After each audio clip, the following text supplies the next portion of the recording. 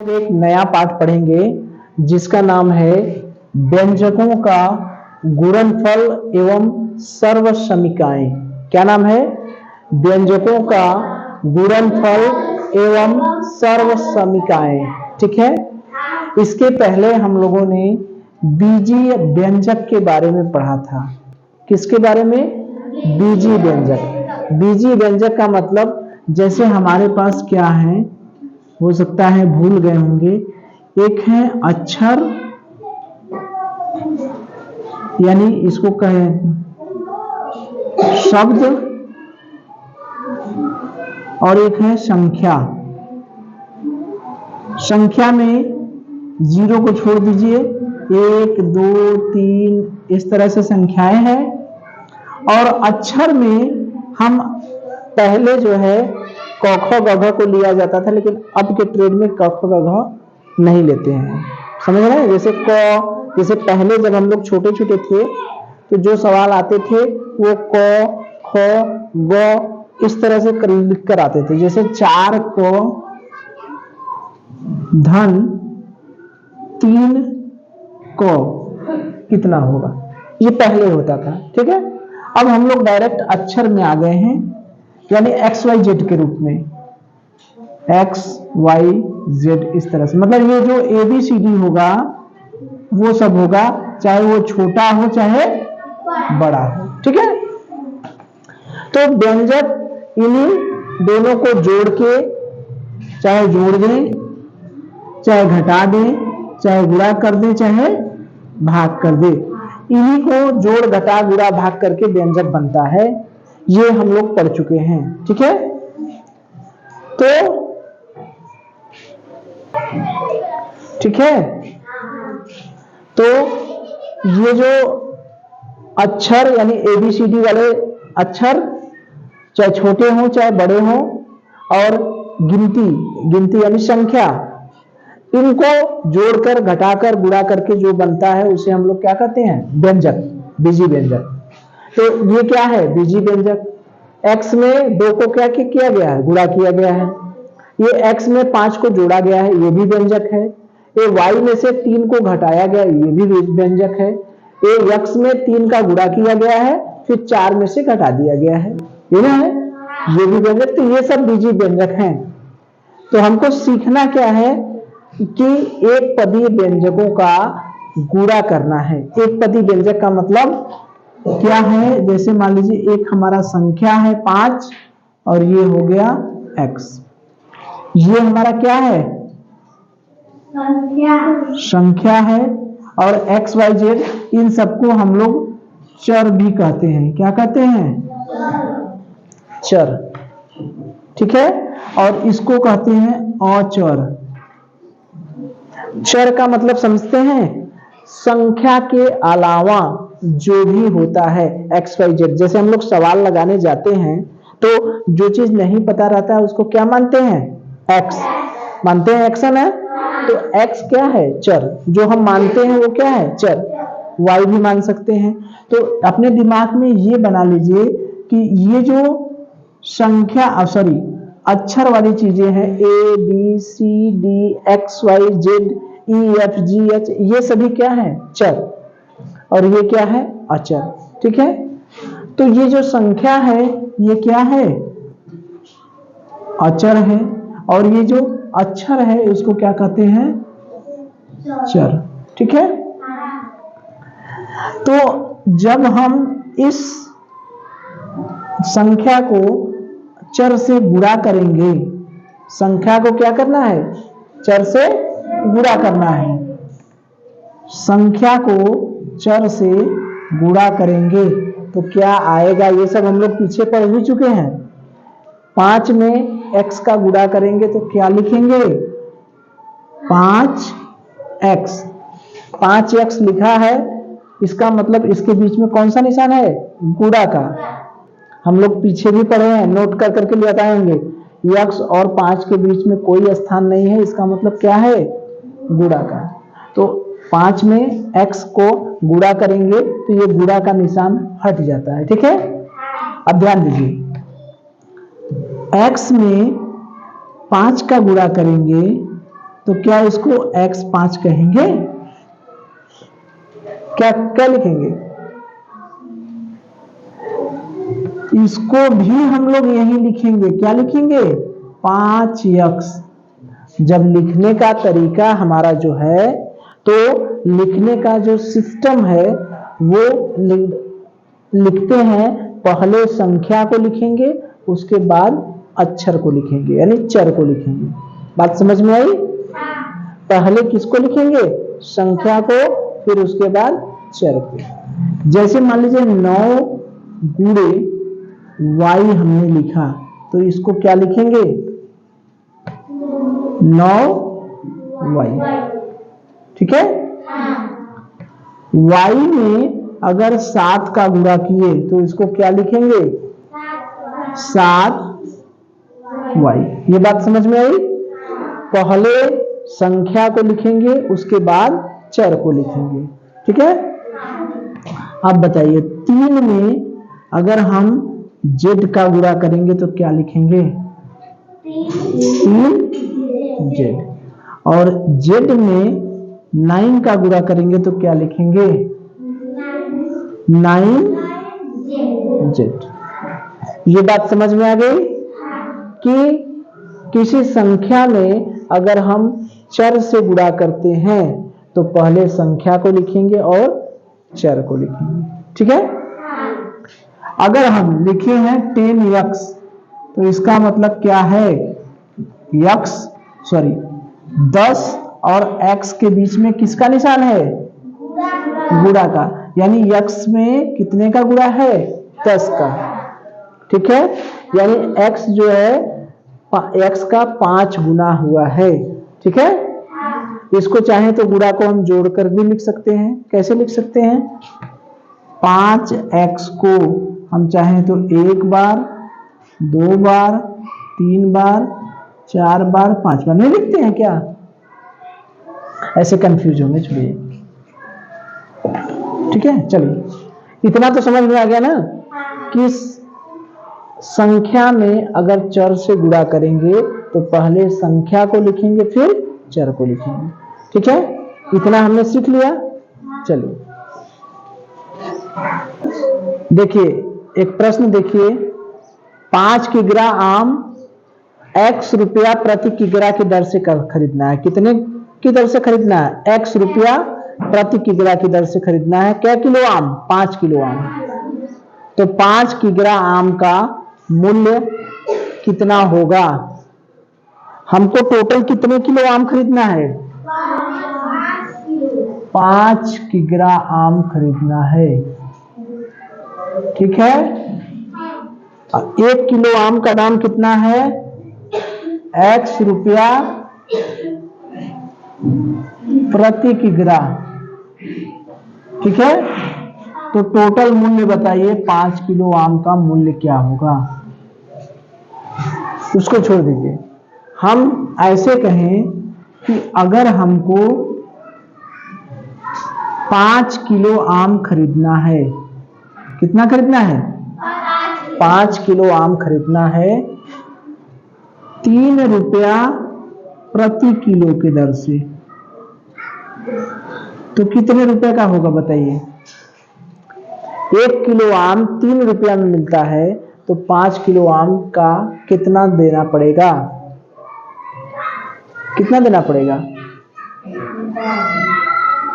अरे भाई, 5 किलो आम हमको खरीदना है। 1 किलो आम कितने का मिल रहा है? 3 रुपया का। तो 5 किलो आम खरीदने के लिए कितना रुपया देना पड़ेगा? कितना देना पड़ेगा? 15। यही ना है? अरे 1 किलो आम का दाम, 1 किलो आम कितने में? 3 रुपया में। तो 5 किलो आम कितने में मिलेगा? सीधा सा बात। एक का पता है, अधिक का पूछ रहा है, क्या करेंगे? अरे एक का पता है, अधिक का पूछ रहा है, क्या करेंगे? गुणा। तो 3 गुणे 5 कितना रुपया हो गया? 15 रुपया। ये तो बड़ा आसान है।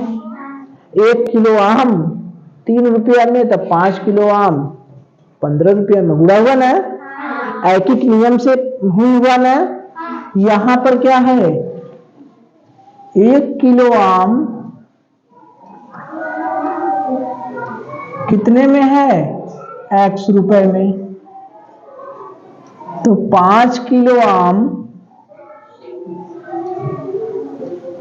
कितने में होगा, ये भी तो वही चीज है, एक का दिया है, अधिक का पूछ रहा है, क्या होगा, गुणा, यानी 5 में कितने का गुणा होगा, X का, तो क्या हो गया 5X रुपया, नहीं हुआ। अरे भाई 1 किलो आम अगर X रुपए में मिल रहा है तो 5 किलो आम कितने में मिलेगा, वही ऐकिक नियम यहां भी तो लगेगा, एक का पता है, अधिक का पूछ रहा है, गुणा कर दिए, ठीक है। तो ये हो गया। अब बताइए दूसरा सवाल बताइए, हमको 1 दर्जन केला, कल सब लोग केला खाए ना, कुछ बेसिया खा लिए, 1 दर्जन केला 10 रुपए में मिलता है, कितने रुपए में, 10 रुपए में, या 1 दर्जन के मान लीजिए 1 दर्जन केला 10 रुपए में मिलता है, ठीक है, या Y रुपए में, मान लीजिए 1 दर्जन केला कितने में मिलता है, Y रुपए में, तो 9 दर्जन केला कितने में मिलेगा, कितने मिलेगा, Y में कितने का गुणा करेंगे, 9 का, यही ना करेंगे, 1 दर्जन Y रुपए में, तो 9 दर्जन कितने में, Y में 9 का गुणा, एक का दिया है, अधिक का पूछ रहा है, क्या कहेंगे, यही ना हमारा ऐकिक नियम कहता है। अरे 1 कलम का दाम पता है, 5 कलम का पूछ रहा है, गुणा कर दिए, तो Y में 9 का गुणा करेंगे तो आएगा क्या, कितना आएगा, 9Y रुपया। क्यों 9 पहले लिखा जाएगा कि बाद में, पहले, ये जो संख्या है वो क्या लिखा जाएगा, पहले, ठीक है। चलिए देखिए, अब हम देखेंगे एक पदीय व्यंजक को एक पदीय व्यंजक से गुणा करना, यानी एक पद वाला व्यंजक है उसको एक पद वाले व्यंजक से ही गुणा कर रहे हैं, ठीक है। एक एक करेंगे, आप लोग बताएंगे। पहला किया जाए, 2x में 4 का गुणा करना है। आप बताइए, अब देखिए ध्यान से, यहां पर 2 में किसका गुणा है, x का, फिर इसका गुणा करना है 4 में, तो गिनती का गुणा किसमें होगा, गिनती में, यानी संख्या का गुणा संख्या में। 4 का गुणा किस 2 में करेंगे, कितना होगा, 8, और x की जगह x हो जाएगा, बस। कैसे हुआ, 4 गुणे 2x, इसका मतलब जो संख्या है, जो गिनती है, गिनती का गुणा गिनती में करेंगे, ठीक है। ऐसा नहीं कोई करेगा कि मान लीजिए हमने ऐसे लिख दिया, ऐसा कोई नहीं करेगा कि 2x 4, ऐसा होगा क्या, ऐसे नहीं होगा। गिनती का गुणा गिनती में करके लिखना पड़ेगा, ठीक है। अब कोई कहेगा गुरुजी हम ऐसे लिख दे, तब 4 2x, तो ये 42x हो गया, कितना हो गया, 42x। तो ये नहीं करना है हमको, इसका गुणा इसमें करना है, यानी 4 गुणे 2x, यानी 4 दूनी 8x, या हम डायरेक्ट लिख सकते हैं, डायरेक्ट गिनती का गुणा यानी संख्या का गुणा संख्या में, 4 का गुणा 2 में किए 8 और x लिख दिए, ठीक है। इसको चलिए करिए। अब देखिए 3y, बताइए 3y गुणे 5, तो 5 का गुणा किसमें करेंगे, 3 में, कितना आया 15, फिर क्या लिख दिए y। पहले संख्या लिखा जाता है, ये हमेशा ध्यान रखना होगा, ध्यान रखना होगा हमेशा हमेशा संख्या, संख्या मतलब अचर, ये क्या होगा पहले, उसके बाद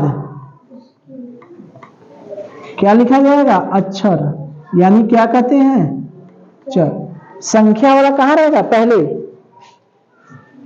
3 गुणे 5 यानी कितना हुआ 15y।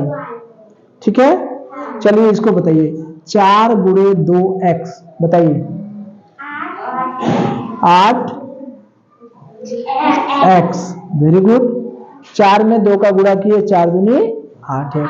ठीक है, चलिए अब 5 गुणे 3y, इसको बताइए 5 3 15, 5 में 3 का गुणा कर दिए 5 15y।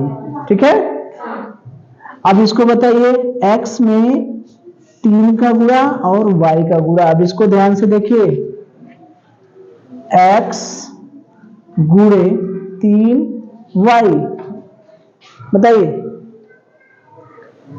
अब देखिए यहां पर संख्या नहीं है, 2 अक्षर हैं, 2 चर हैं ना। अब 2 चर हैं तो उनमें अगर एक x है, एक y है और एक z है, ठीक है, तो पहले किसको लिखेंगे x को, दूसरे नंबर पर किसको लिखेंगे y को, तीसरे नंबर पर किसको लिखेंगे z को, जो जैसे आता है। ठीक है, पहले नंबर पर x है तो x को लिखेंगे, फिर y को लिखेंगे, फिर z को लिखेंगे।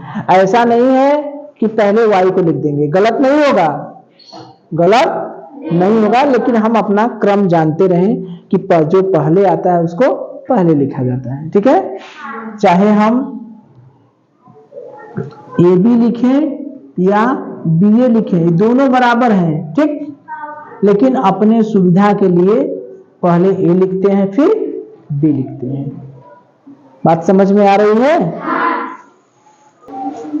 ठीक है, तो देखिए गुणा करेंगे तो पहले क्या लिखा जाएगा संख्या 3, फिर क्या लिखेंगे x, फिर y।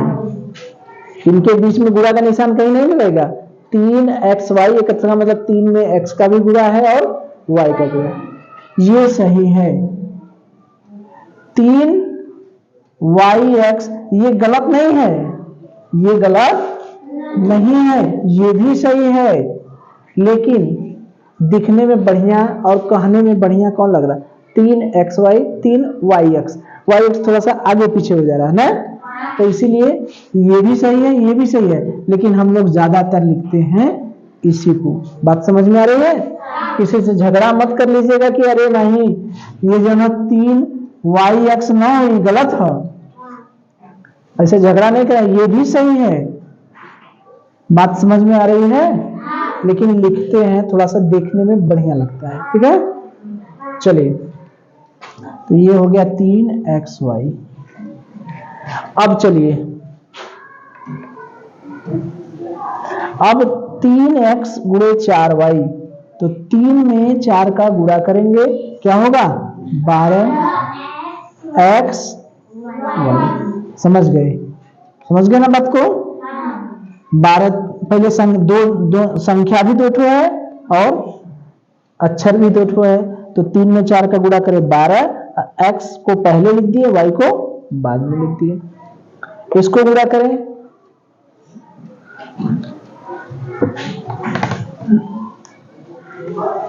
चलिए इसको गुणा करिए, 5 में 3 का गुणा किए कितना हो गया 15, फिर क्या लिखेंगे x, फिर लेकिन ऋण भी है यहां पर, तो याद करिए गुणा के लिए हमने ऋण वाला का नियम बताया था कि ऋण में अगर ऋण का गुणा करेंगे तो धन होगा, धन में धन का गुणा करेंगे तो धन होगा, एक ठो ऋण रहेगा एक ठो धन रहेगा तो ऋण होगा, एक ठो ऋण रहेगा एक ठो धन रहेगा तो ऋण होगा।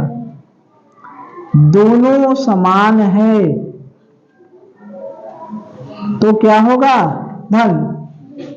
ऋण में दोनों ऋण ऋण है या दोनों धन धन है तो क्या होगा? धन। अगर एक ठो ऋण एक ठो धन, एक ठो ऋण एक ठो धन गुणा करेंगे तो क्या होगा? ऋण। दोनों विपरीत हैं तो क्या होगा? ऋण। ये हम लोग सीखे हैं पीछे की क्लास में कि धन में दोनों एक का जैसन है, दोनों धन धन है या दोनों ऋण ऋण है। गुणा करेंगे तो क्या होगा? धन। एक ठो धन है एक ठो ऋण है, गुणा करेंगे तो क्या होगा? ऋण। ठीक है, चलिए। तो यहां पर क्या है? धन। यहां पर क्या है? ऋण। विपरीत है तो विपरीत वाले में क्या निशान होता है? ऋण। यही ना है? चलिए अब यहां पर देखिए आसान है। 6 दूनी 12 क्या है? x। इसका बताइए 20 y। ठीक है, तो ये बात समझ में आ गई। इस तरह से गुणा करना समझ जाएंगे। चलिए